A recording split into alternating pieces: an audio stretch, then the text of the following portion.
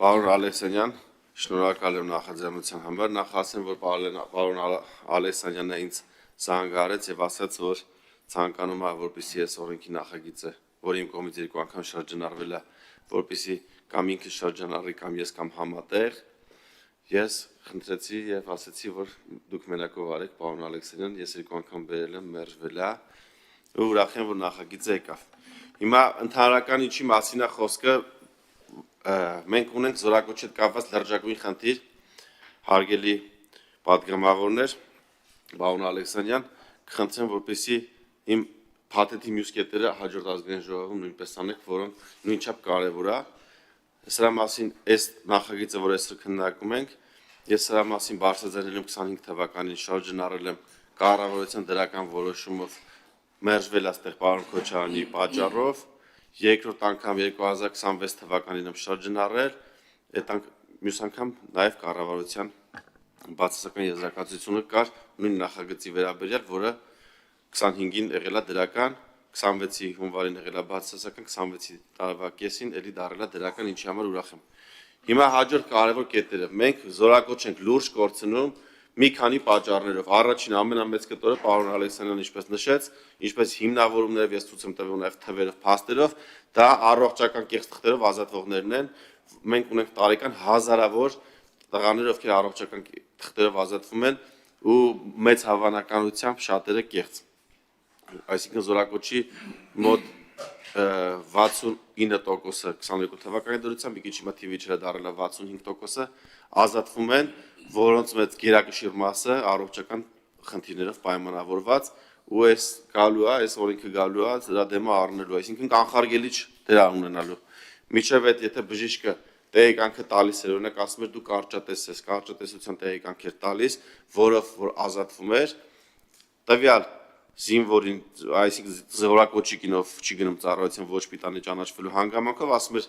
եթե քեզ սրանից հետո կանչեն, դու ուղղակի կհրաժարվես, այսինքն էլ չստուգվես, որպեսզի չբացահայտվի, որ ես քեզ կեղծ տեղեկանք եմ տվել։ Երբ այս օրենքը ընդունվի, այսինքն բժիշկը արդեն կիմանա կեղծ տեղեկանք տալու դեպքում հնարավոր է այդ քաղաքացուն էլի կանչել փորձաքննության։ Եթե չներկայանա խուսափի կամ որևէ այլ ճանապարհով խոչընդոտի, ապա այդ դեպքում քրեական պատասխանատվության կենթարկվի։ Ու այսի բերելու է նաև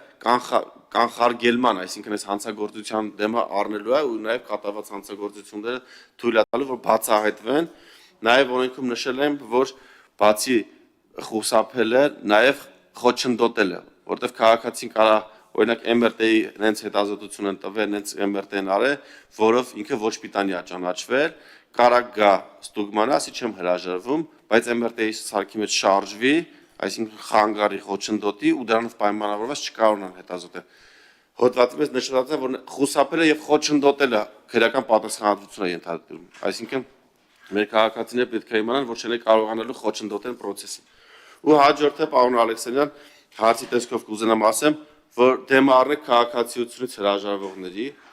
ինչպես նշել եմ 2024 թվականին քաղաքացիությունից հրաժարվել է 1900 տարեկան սեռի տղա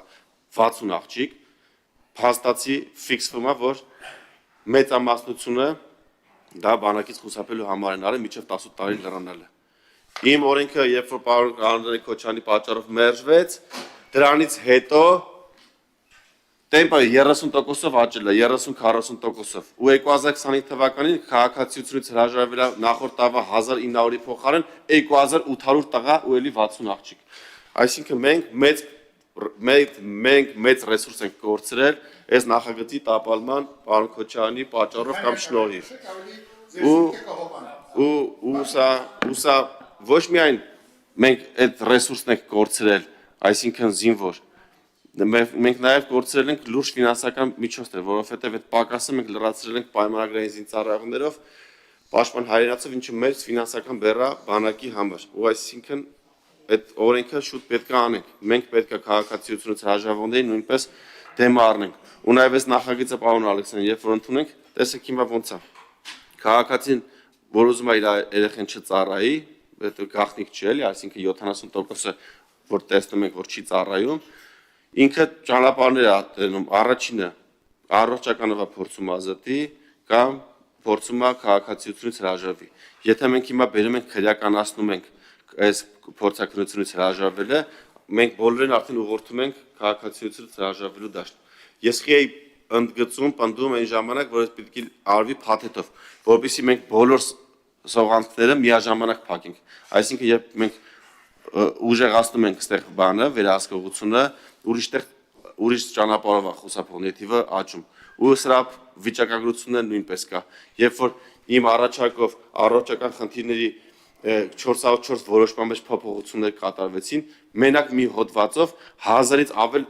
մարդ քիչ է ազատվել մի տարվա ընթացքում,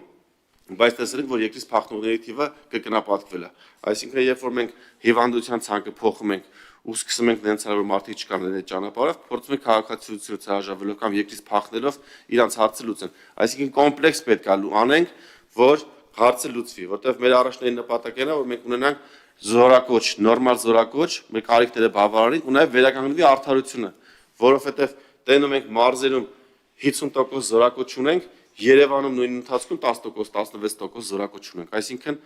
պարզ է, որ ստեղ կա սոցիալական խնդիր, այսինքն ամբողջ բեռի մեծ մասը ընկնում է մարզերի վրա։ Պարոն Ալեքսանդր, խնդրեմ, որպեսզի փաթեթով այս զորակոչի հետ կապված խնդիրը փաթեթով նայեք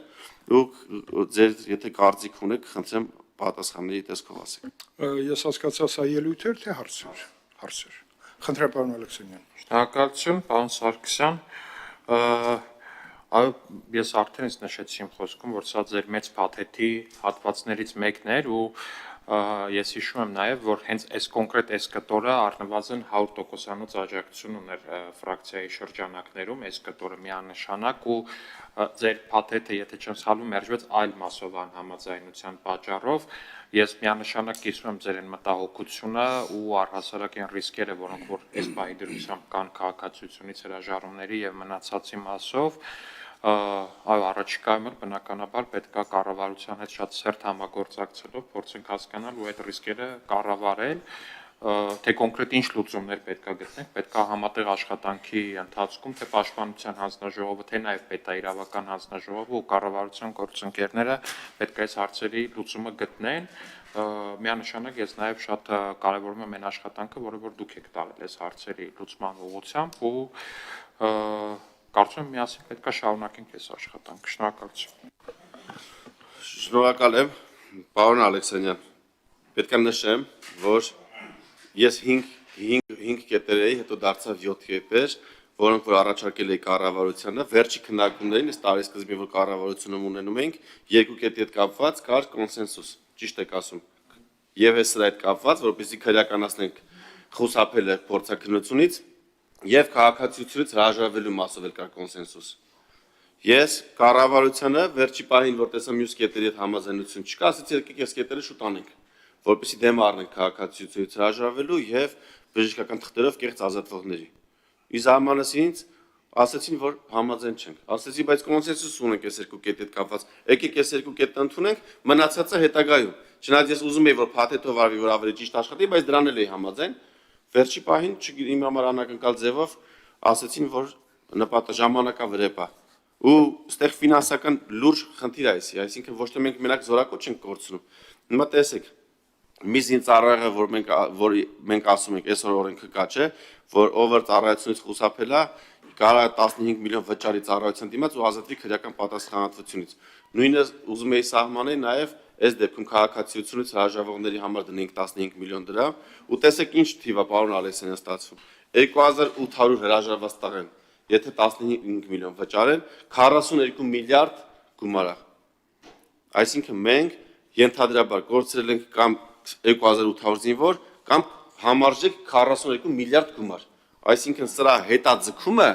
ամեն ամիս, ամեն տարի մեր համար 42 միլիարդ դրամի վնաս է։ Սրանով է պայմանավորված, որ խնդրում եմ հենց գումարվի հաջորդ խորհրդարանը,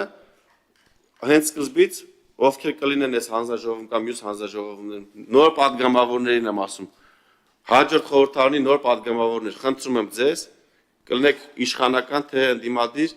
կապ չունի, բոլորը պիտի ծառայեք մեր պետության շահերի համար։ Ու այս խորհրդարանի ամենամեծ խնդիրներից մեկը այն եղել, որ մենք ընդդիմություն չենք ունեցել։ Այսօր էլ ընդդիմությունը նստած չի։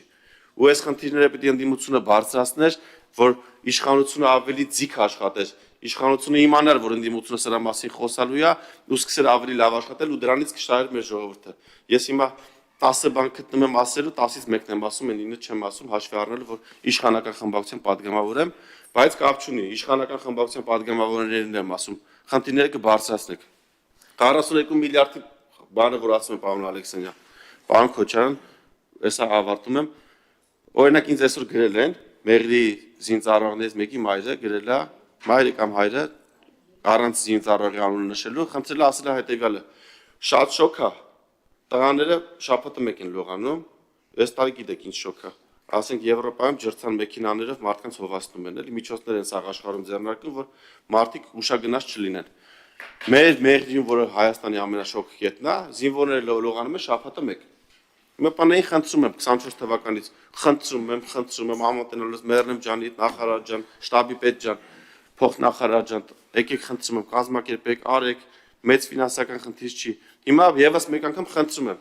հաշվի առեք այս անոմալ շոկը ու նայեք աշխարհի փորձը, մարդիկ դրա դեմ պայքարում են։ Նենց արեք, սկսեք Մեղրիից, բայց ոչ միայն Մեղրին,